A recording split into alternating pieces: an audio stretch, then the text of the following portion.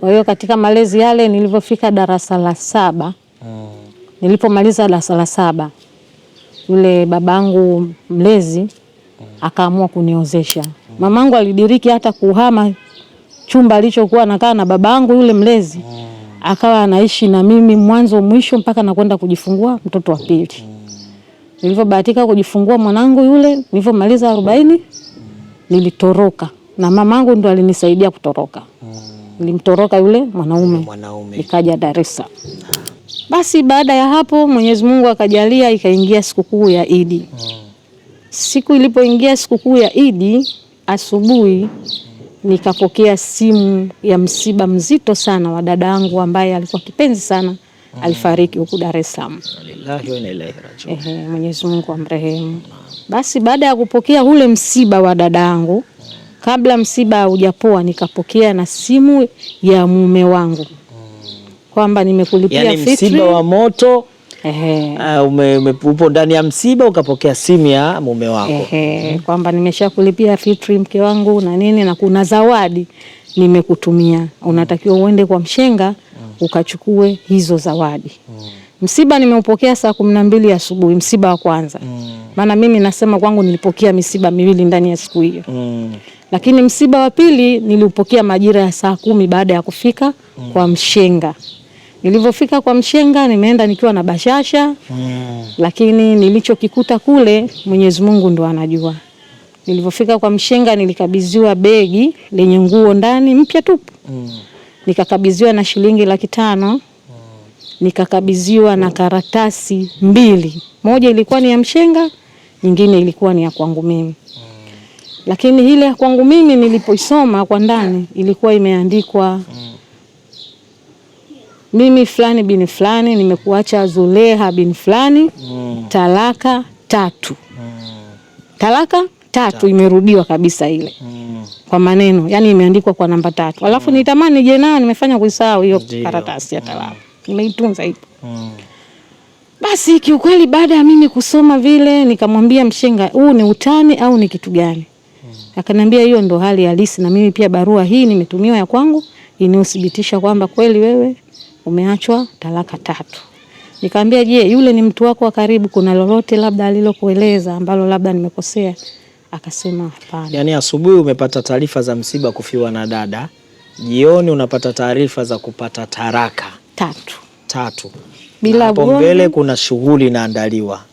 Assalamu alaikum wa rahmatullahi wa barakatuh, wapendwa na wapenzi wa Khalifa Sheikh Saleh Makarama. Leo ni siku nyingine ambayo kwayo tunamshukuru sana Allah tabaraka wa taala, huku nikiwa nimekuijieni na kitu mujarrab muaddabu sana katika maisha yako, katika umri wako haujapatapo kukutana nacho. Lakini pia ninaye bi mkubwa anayejulikana kwa jina la Zureikha. Zureikha leo atakuwa ni mgeni wetu katika kipindi chetu hiki pendwa cha Khalifa Makarama au Al-Karama Dua Center, ambaye yeye atatuletea kisa ambacho nilikigusia siku chache zilizokwisha kupita, lakini leo tumempata yeye mwenyewe. Alhamdulillahi Rabbil Alamin. Utamsikiliza. Lengo la kukaa hapa yeye ni kukutanabahisha, ni kukufundisha kile ambacho kinaweza kikakukuta au kile ambacho kilikwisha kukukuta katika historia yako, namna ambavyo nyota yako, nguvu yako, pawa yako ilivyochukuliwa na sasa umebaki ni mmoja kati ya watu wanaohangaika. Bi Zureikha atakufafanulia vizuri juu ya mkasa wake mkubwa mzito ambao unasikitisha, unahuzunisha, na tumeupa jina siku 3 za honeymoon. Baada ya hapo ni maisha yaliharibika. Atatuelezea mwanzo wa maisha yake alikuwaje, mambo yalivyokuwa mazuri, na baadaye pale ambapo mambo yake yalikwisha kubadilika. Lakini vipi tunamrudisha vipi Bi Zureikha katika furaha, tabasamu na nguvu iliyokwisha kupotea baada ya siku 3 tu za honeymoon yake? Ni dawa mujarrabu muaddabu sana ambazo ziko mbele yetu. Dawa za mwanzo kabisa zile za awali ambazo tulikuwa tukizitoa ni dawa hizi, ambao dawa hii ni dawa ya kunywa. Hii ni dawa mujarrabu sana kwa ajili ya kufarakanisha na kuondosha sihiri au uchawi. Uchawi unafarakanisha watu, uchawi unaharibu maisha ya watu. Sasa dawa hii inakwenda unapoinywa katika kiwiliwili chako, inapoingia inakwenda kupambana na wale mashaitani ambao wapo ndani ya mwili wako. Mtume Muhammad sallallahu alaihi wasallam anasema inna shaitana yajri min ibni adama majra dami fil lahmi, hakika shaitani anatashakari na kuzunguka katika kiwiliwili chako kupitia mishipa yako ya damu. Kwa dawa hii ni mujarabu sana kwenda kupambana na yule shaitani anayetashakari katika kiwiliwili chako. Lakini pia dawa hii inafanya kazi katika njia za sihiri, kwa sababu tunaambiwa as-sihru yanqasimu ila kismaini, imegawanyika katika namna kuu mbili, japokuwa vigawanyo katika hizi namna mbili kuu ni nyingi sana mpaka kufika 410. Hizi namna mbili ni zipi? Ni kharijia na dakhilia. Ni uchawi ambao unakuwepo ndani ya kiwiliwili chako au uchawi unaokuwa nje ya kiwiliwili chako. Hii dawa inakwenda kuondosha kila hatari iliyopo katika kiwiliwili chako. Lakini dawa hii ni ya kupaka. Dawa hii ni mujarabu sana, kwa sababu hii dawa kazi yake inachokifanya ni ule uchawi asihirul kharijia, uchawi wa nje unaoingia unakupiga na kisha unatoka unaendelea kwenda kuhifadhiwa au pale ambapo ulipokuwa umekaa. Kwa inapokuwa uchawi ule unakuja katika kiwiliwili chako, inakutana na hii nondo hatari sana, mujarabu sana katika maisha yako, na itakurejeshea tabasamu na furaha baada ya kupambana na uchawi ambao ni kharijia. Lakini dawa hii ni ya kufusha, ni ya kufukiza, fuhuri la ajab inaitwa. Ni dawa hatari, ni dawa nzuri ambayo hurejesha kuwa na nguvu ambayo imekwisha kuchukuliwa. Sasa kiboko na hatari ambayo inamrejesha Bi Zulekha katika mustawa na hali ya namna yake, zawadi hii itamrejesha na inamrejesha katika kuwa mpaka yeye kupata nguvu kuweza kukaa katika hadhara hii na kuweza kuzungumza na nyinyi kwa lugha nzuri na ya upole kabisa. Ni dawa hii ambayo inajulikana kwa jina la Maghnatisu al-Hubbi. Al-Maghnatisu al-Hubbi. Hii ni dawa ambayo hutakiwi kuikosa katika maisha yako. Kama hupendwi utapendwa. Kama kuna kijamaa au kama kuna binti anakula tu pesa zako, anapoteza tu muda wako, basi atakupenda ajabu ya Rahmani. Dawa humu ziko aina 3 na ndio maana zikaitwa al-Maghnatisul Hubbi. Kuna hii dawa ambayo hii utatumia kwa ajili ya kukoga, lakini kutakuwa kuna hii dawa kwa ajili ya kupaka, na hii dawa ndani yake kuna mti wa ajab, mti ambao huu tutakuja kuelezea kwa mapana na marefu kipindi kitakachokuja. Lakini kuna dawa hii ambayo utatumia kwa ajili ya kupiga mswaki. Kwa nini kupiga mswaki? Ukipiga neno lako litakuwa na power, litakuwa na nguvu, itakuwa ni amri na itakuwa ni radi ambayo itashtua nyoyo za wale ambao unawapenda lakini wao hawakupendi na wanakupotezea muda. Lakini pia Al-Maghnatisul Hubbi inasaidia katika masuala mazima ya kazi, biashara, kupendwa, kwa sababu chochote unachokifanya kama hakina mvuto, hakipendeki, basi mambo yako yanaweza yakaharibika. Jambo la kwanza, kuondoa nuksi, mikosi, kuzidisha mvuto wa pesa, yani kupata pesa, na kula muthiri. Kuna watu wanakula huko wanatikisa mguu. Tengeneza nyota yako, zidisha baraka, weka mahusiano yako sawa, ongeza mvuto ya kupendwa au ya mapenzi na watu, yani zidisha mapenzi na watu wakupende. Fungua biashara zako au biashara yako iliyofungwa na nuksi, kunasema iliyofungwa au kusinzia, ni biashara imekufa au imesinzia, ni na maana inakuja inaondoka, ni inaleta mvuto, inauza mara inakataa. Kuondoa hali za majini na watu ambao wanakufanyia hasadi katika mambo yako, biashara zako zisiweze kuwa. Kwa dawa ya kwanza utapiga mswaki, sauti yako itakuwa ni amri. Ukimwambia mtu nakupenda itamuathiri, atakupenda mara 100 yake. Dawa ya pili ni dawa ya kukoga, muonekano wako. Na ile dawa kama umepigwa hasadi, husda imekukuta, watu wamechukua nyota yako, wakati unarudi, wakati unakoga utasikia kama radi imekupiga, utasikia kama umepigwa na shoti ya umeme. Ndio inarejesha nguvu na kuwa. Kama kuna sheitani yoyote anayotengeneza tafriki katika nafsi yako, katika kiwiliwili chako, ili mambo yasiende, Al-Maghnatisu al-Hubb. Hii ndio dawa mujarabu muaddabu sana ambayo tunakwenda nayo hivi sasa. Tumkaribishe mgeni wetu atuelezee, atusimulie kisa chake, atuelezee mambo yale ambayo yaliokusha kumkuta, asili yake ni mtu wa wapi. Nitamhoji baadhi ya maswali, alafu ataendelea na kisa chetu au kisa chake ili tupate kujifunza. Zulekha, salamu alaykum. Wa alaykum salam. Najua ushakuwa mwenyeji katika kituo chetu cha Al-Karama Dua Center na alhamdulillah leo tupo tuna dawa ambazo ni mujarabu sana, muadabu sana, zinazokupa furaha. Sasa nataka cha kwanza ujitambulishe, wewe ni mzaliwa wa wapi, lakini pia nataka utupe kisa chetu bila kuchelewa, namna ambavyo ulivyopata watoto wako, namna ambavyo ulikwenda huko mbele na yale uliokutana nayo. Hata kama hatutomaliza leo, basi Mwenyezi Mungu atatufungulia hapo mbele, tutaendelea na sehemu ya pili, lakini nataka ufunguke ukiwa na furaha kwa sababu maghnatisul hubbi ipo mbele yako kwa ajili ya kunawirisha na kufanya mambo yako yakae vizuri. Tuambie, ni yapi alokukuta katika maisha yako kadri ambavyo Mungu atakavyokuwa amekuwezesha, lakini wasalimu kabla haujaanza, alafu kisha tuendelee. Hapo katikati nitakuwa nakuuliza baadhi ya maswali, basi utanipa support katika yale na lile. Katika kisa chako ukiwa labda kuna kitu ambacho kilikushangaza sana, unaweza kaniuliza nikakufafanulia kwa mlengo wa ndugu zetu wapate faida. Karibu. Asante sana. Naam. Assalamu alaykum warahmatullahi wabarakatuh. Wewe dili tu na mimi sasa, unisimulie mimi, ila wao watapata faida. Wa alaykum salaam warahmatullahi wabarakatuh. Kwa majina naitwa Zuleha. Naam. Ni mzaliwa wa mkoa wa Tanga. Naam. Ni mtoto wa mwisho katika familia ya watoto 7.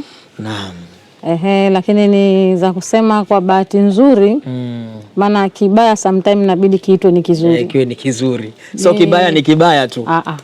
Kila kibaya sio kibaya, kuna vibaya vingine ni vizuri, huenda vikaa na neema mbeleni. Ndio maana Mtume anasema asa ayuhibbu shay'an wa huwa khairan lakum. Anasema asa ayuhibbu asa ayuhibbu shay'an wa huwa sharran lakum. Mnaweza mkao mnapenda kitu kikawa ni shari kwenu. Wa asa ayaqra shay'un wa huwa khairul lakum. Kweli umesema sawa kabisa.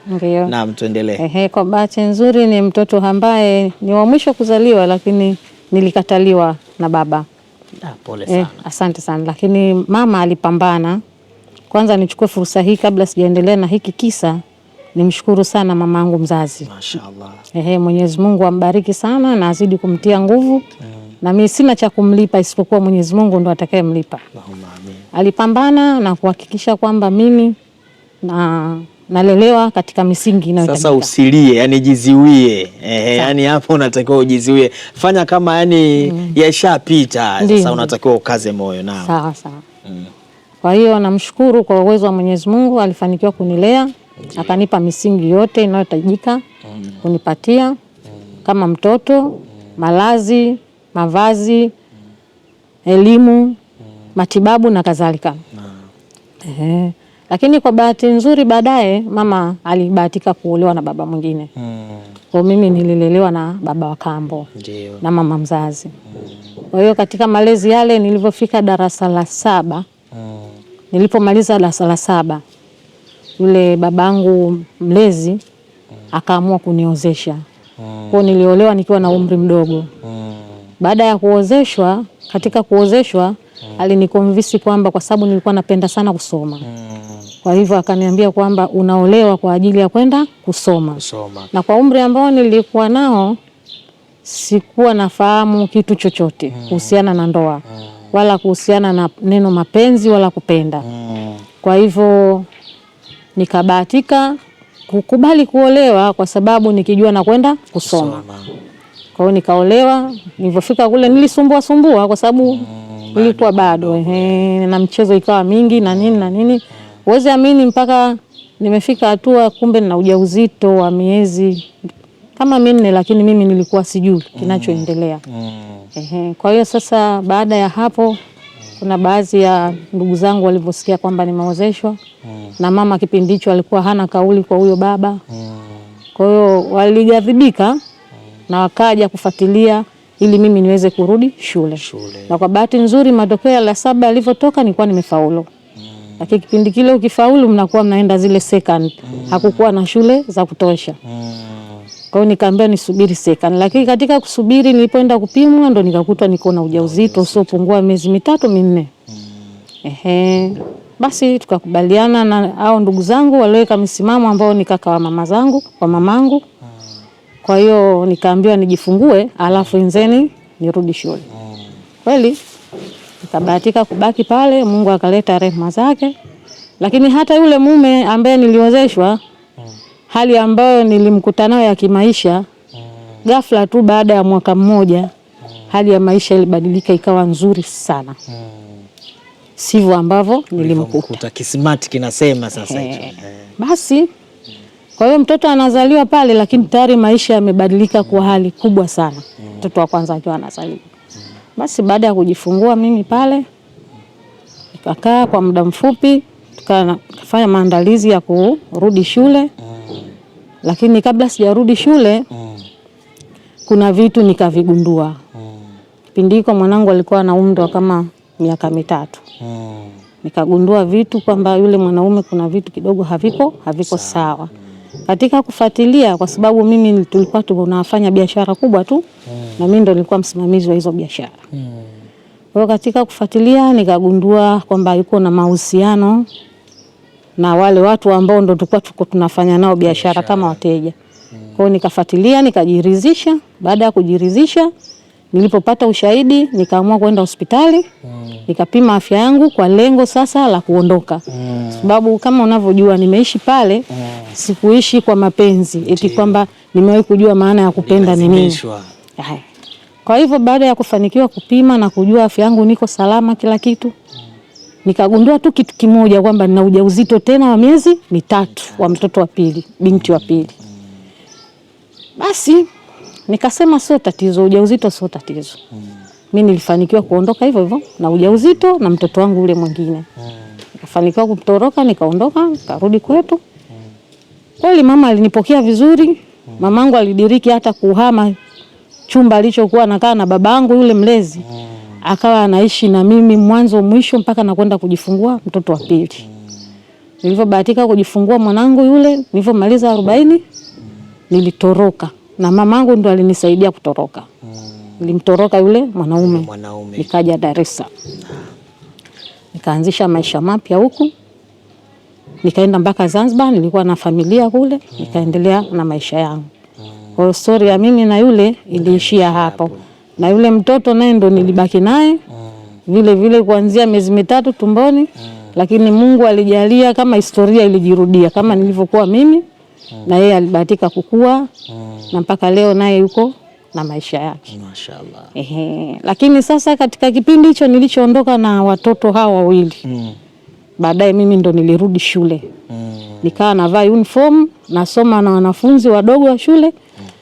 Na wakati una watoto nyumbani. Na nikafikia malengo ya kumaliza sekondari. Na baada hapo nikapata cheti changu. Nilivyomaliza nikabahatika tena kwenda kwenye chuo, nikasomea mambo niliyosomea, nilisomea mambo ya afya. Baada ya kusomea afya nikarudi. Niliporudi nikiwa field kwenye private moja, nisingependa kuitaja. Nikabahatika kukutana na uongozi wa halmashauri wa huo mkoa. Ule uongozi wa halmashauri, kuna baba alivyoniona tu utendaji akatokea kunikubali. Siku hiyo akanifuata. Siku hiyo aliyotufanya ziara na kuniambia kwamba ningependa kesho uje halmashauri. Pale halmashauri tutakupatia barua ambayo utaenda kuripoti kwenye kituo cha serikali. Ukisha ripoti pale, kwanza kabisa tutakuunganisha uwe unalipwa na NGOs zisizo za kiserikali. Kipindi hicho ilikuwa hiyo inaitwa AIDS Relief. Lakini cha pili, ukiwa pale utakuwa unasubiria ajira, endapo zitatoka tutaona tunakusaidia vipi. Kweli mimi kesho yake nikaenda, nikapatiwa barua ile, nikaenda nikaripoti, nikapokelewa. Kiukweli maisha yangu yalibadilika sana pale katika kile kituo. Nilikuwa maarufu. Sawa, mimi si mwajiriwa, nilikuwa nalipwa na shirika binafsi, lakini nilikubalika. Nikawa nafanya kazi sekta tofauti pale kwenye kituo cha afya. Yaani mimi mwisho wa siku wakanipa jina, wakawa wananiita jiko la shamba. Kwamba popote nitakapopangwa mimi kazi inaenda tu vizuri. Umeona Basi ile ikanipelekea nikapata pale nafasi chache za kwenda tena kusoma short course. Nikajikuta tena nimeongeza vitu vingine. Mwisho wa siku sasa ikafikia hatua nikafanya katika vituo mbalimbali sekta zile, mara huku labor ward, mara OPD, mara TB, lakini mwisho wa siku nikaja nikaekwa kwenye kitengo maalumu cha HIV AIDS. Ndio. Ambacho kina sekta 3, kuna CTC, VCT na TB and HIV. Mashaallah. Nikawa nafanya kazi hapo. Na maisha ya safari yangu yalikuwa mazuri pale. Nikawa namsomesha mwanangu shule nzuri. Mwanangu nikawa najitahidi na hakikisha kwamba anaishi maisha ya bila kuwa na stress kwamba baba akamkubali au hajamkubali. Katika safari yangu hile ndio ikaja ikatokea tena posti. Nikahitajika kwenye hospitali nyingine. Katika hiyo hospitali nyingine niliyohitajika, nilipokwenda mimi ndo nilikubaliwa kuendelea na kazi katika hiyo hospitali. Lakini nilipofika pale nilikutana na baba ambaye alikuwa ni daktari. Na alikuwa na cheo tu fulani tuseme kwenye ile sekta, yeye alikuwa ndo mkubwa. Lakini yule baba akaonekana kunipa uangalizi sana bila mimi kujua lengo lake. Lakini huku na huku mwisho wa siku nikaweza kutambua lengo la yule baba, maana alikuja akanitamkia kwamba amenielewa, amependa kazi zangu, hivyo angependa anioe enzeni yeye kuna hospitali amejenga ili ikiwezekana tukaendeleze kwenye hiyo hospitali. Hapo maisha yako yanakwenda tu vizuri licha ya kuwa kwamba mshahara ni wa kawaida, lakini vinatokea vile tu, opportunity zilikuwa ni nyingi tu na nilikuwa naishi vile ninavyotaka. Sawa, nilikuwa naishi kwetu lakini nilikuwa naishi vile ambavyo nataka. Basi baada ya hapo yule baba huku na huku ikafikia hatua akaniomba akanitambulishe kwao. Kwa sababu akadai kwamba yeye hataki kunichezea bali anahitaji tu kunioa. Nikamwambia nipe muda, nikashauriana na dada zangu tena wako kwa Dar es Salaam. Kapigia simu nikashauriana nao.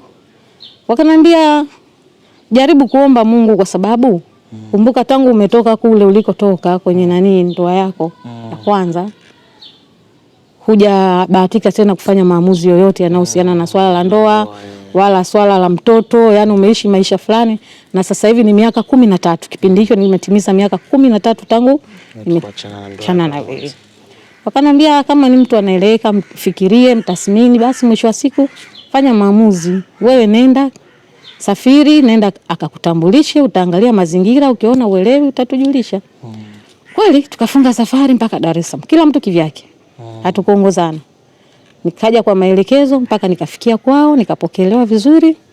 Nikiwa na hofu sana kwamba sijui nini kitatokea. Lakini nafsi yako ilikuwa inagoma. Lakini nafsi yangu ilikuwa nzito. Hapo tumeshamaliza mwaka mmoja. Ya kumsumbua ile kwamba nataka kukuoa, mimi sitaki hivi. Basi kweli nilipofika nikapokelewa vizuri, ilikuwa jioni kama hivi. Nikakaribishwa, nikapewa huduma zote kama mgeni. Na yeye nikakutana naye mezani kama hivi. Kwa hiyo mazungumzo ya mimi na yeye yalikuwa mezani. Namshukuru Mwenyezi Mungu hakuwahi kunichezea yule baba. Tukazungumza pale tukayapanga, lakini wakati kumbe ameniita tunaenda kuzungumza. Yule bwana ilikuwa ameshapata posti ya kwenda kusoma. Na hiyo siku tuliyozungumza, huo usiku ndo alipoondoka yeye airport na ndege kwenda kwenye hiyo nchi ambayo nisingependa pia kuitaja. Basi hapo ndo alikuwa tayari. Ndio bado. Nimeenda kutambulishwa hapo.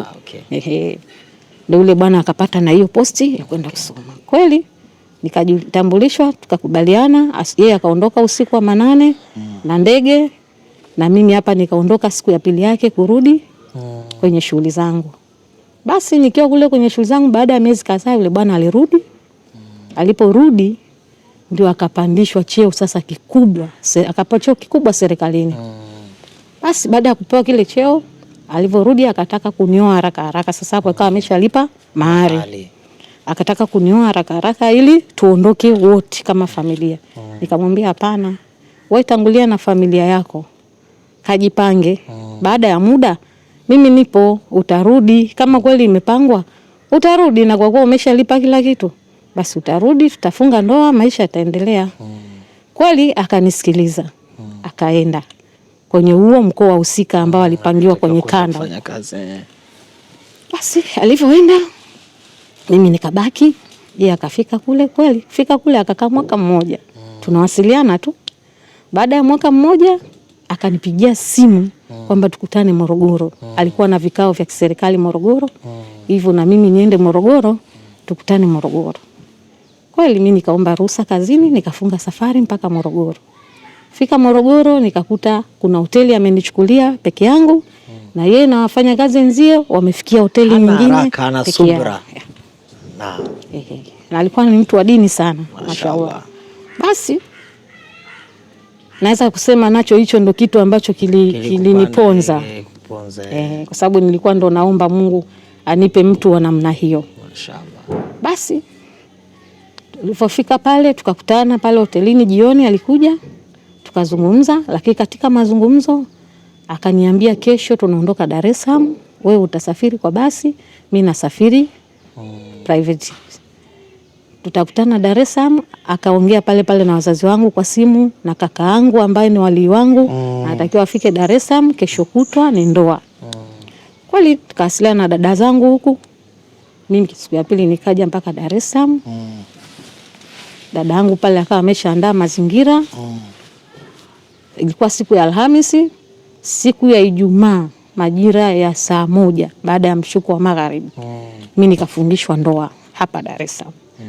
Baada ya ile ndoa nikachukuliwa mpaka sehemu ambayo tulifikia honeymoon. Naam, maeneo ya airport. Dada yangu sasa amefikia mahala kwamba anakwenda honeymoon maeneo ya airport. Lakini jueni kabisa kipindi hiki wadhamini wetu ni hawa walioko mbele yetu. Cha kwanza kuna Maghnatisu Al-Hubb, ambayo hii inakwenda kusafisha kile ambacho kimechukuliwa, kile ambacho umenyang'anywa, kile ambacho mtu mwingine anakitumia kwa faida yake, kupandishwa vyeo. Tazama dada, ukisikiliza historia yake vizuri, mwanzo alikuwa na kismart sawa sawa, lengo lake lilitimia, kutoka kuzalishwa watoto wawili kwa ndoa ambao hakuitarajia mpaka kurudi shule, lakini mwisho wa siku anakwenda kupata kazi, mshahara ni wa kawaida, marupurupu ni mengi, lakini mwanaume anamuaprochi, lakini pia vile vile riziki na kupandishwa vyeo kunaendana. Al-Maghnatisul Hubb inaweza kukurudisha katika kuwa na nyota uliokuwa nayo. Ni dawa ambayo kwa yoyote atakayeitumia, ima kwa kupiga mswaki, basi kauli yako itakuwa na power, itakuwa na mvuto, utasikizwa. Lakini pia vile vile kupaka, kukoga au kusafisha sehemu ya biashara kutakufanya mambo yako, shughuli zako, biashara zako zirudi kuwa mpya. Mujarabu inakwenda kama unataka kuzaliwa upya na riziki yako kurejeshwa. Kile ambacho kinatumika kwa watu kitarejea kupitia Maghnatisu Al-Hubb. Kumbuka kwamba tupo katika honeymoon. Siku ya kwanza amepelekwa sehemu ambapo walipotakiwa kuwepo katika honeymoon baada ya harusi yao. Bizureikha, tuendelee. Basi baada ya kufika pale nilipokelewa vizuri kwa sababu hakukuwa mbali na familia yake. Basi tulikaa pale honeymoon kwa muda wa siku 3. Baada ya siku 3 yule bwana alihitajika kurudi kazini kuendelea na majukumu ya kikazi. Lakini akiwa anarudi hapo hapo tena kulikuwa kuna safari nyingine tena ya nje ya kikazi hivyo hivyo. Sikuelewa ilikuwa ni masomo tena au ni binafsi, lakini alikuwa na hiyo safari nyingine. Kwa hiyo baada ya siku 3, siku ya 4 asubuhi ilikuja gari ya kazini kwake ikatuchukua, nikamsindikiza mpaka airport. Baada ya kufika airport yeye akafanikiwa kuondoka na mimi ile gari ikanipeleka mpaka pale ambako nilifungia ndoa kwa dadangu. Tukakubaliana kwamba mimi nirudi ili nikamuandae binti kwa sababu nilikuwa namsomesha private sector, English medium. Nikamuandalia mtoto mazingira ya kwamba nitamwacha vipi kwa sababu alikuwa bado anasoma. Na enzeni baada ya hapo tukapanga pia kwamba yeye kuna tafrija itaandaliwa kule nyumbani, atakuja, atakapokuja baada ya tafrija zeni ndo tutaondoka sasa rasmi kuelekea kwenye ule mkoa na kuendeleza maisha yetu. Kwa sababu umefunga tu ndoa ya kawaida, kwa sherehe kwa kifupi iandaliwe. Kweli Mungu si Asumani. Kipindi kile baada ya zile siku chache ambazo tuliachana, mimi nimeingia mkoani kama leo, kesho yake Ramadhani kaanza. Kwa hiyo tukafunga mwezi wa Ramadhani huku nikiendelea na prosesi za kuandaa mazingira kwamba ni vipi nitamwacha mamangu na mtoto wangu. Basi baada ya hapo Mwenyezi Mungu akajalia ikaingia sikukuu ya Idi. Siku ilipoingia sikukuu ya Idi asubuhi nikapokea simu ya msiba mzito sana wa dada yangu ambaye alikuwa kipenzi sana. Alifariki huku Dar es Salaam. Lillahi wa inna ilaihi rajiun. Mwenyezi Mungu amrehemu. Basi baada ya kupokea ule msiba wa dada yangu, kabla msiba hujapoa nikapokea na simu ya mume wangu. kwamba nimekulipia yani fitri. Msiba wa moto. Upo ndani ya msiba ukapokea simu ya mume wako. Kwamba nimeshakulipia fitri mke wangu na nini, na kuna zawadi nimekutumia, unatakiwa uende kwa mshenga ukachukue hizo zawadi. Msiba nimeupokea saa 12 asubuhi, msiba wa kwanza. Maana mimi nasema kwangu nilipokea misiba miwili ndani ya siku hiyo. Lakini msiba wa pili niliupokea majira ya saa 10 baada ya kufika kwa mshenga.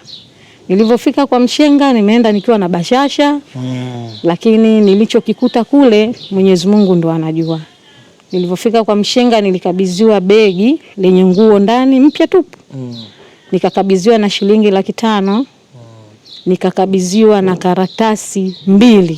Moja ilikuwa ni ya mshenga, nyingine ilikuwa ni ya kwangu mimi. Lakini ile ya kwangu mimi nilipoisoma kwa ndani ilikuwa imeandikwa mimi fulani bin fulani nimekuacha Zuleha bin fulani, talaka 3. Talaka 3 imerudiwa kabisa ile. Kwa maneno, yani imeandikwa kwa namba 3. Alafu nitamani je nao nimefanya kuisahau hiyo karatasi ya talaka. Nimeitunza hiyo. Basi kiukweli baada ya mimi kusoma vile nikamwambia mshenga, huu ni utani au ni kitu gani? Akaniambia hiyo ndo hali halisi, na mimi pia barua hii nimetumiwa ya kwangu inayothibitisha kwamba kweli wewe umeachwa talaka 3. Nikamwambia je, yule ni mtu wako wa karibu, kuna lolote labda alilokueleza ambalo labda nimekosea? Akasema hapana. Yani asubuhi umepata taarifa za msiba kufiwa na dada, jioni unapata taarifa za kupata taraka 3. Bila hapo mbele kuna shughuli inaandaliwa. Wakati napokea talaka 3, nilikuwa tumebakisha siku 5, ile sherehe imeshaandaliwa kila kitu, na baadhi ya ndugu walikuwa wameshatoka baadhi ya mikoa, wameshafika pale mkoani kwa ajili ya ile sherehe. Na kesho yake nilikuwa napelekwa kwa dada ambaye kuna masuala ya kiki alikuwa anaenda kuniandaa nayo ili kwa ajili ya kuja kumalizia ile tafrija na mimi kuondoka. Basi kiukweli sikuwa na nguvu za kuweza mimi kuja kuielezea ile talaka. Nilimuomba mshenga anilete nyumbani. Akanileta na gari yake.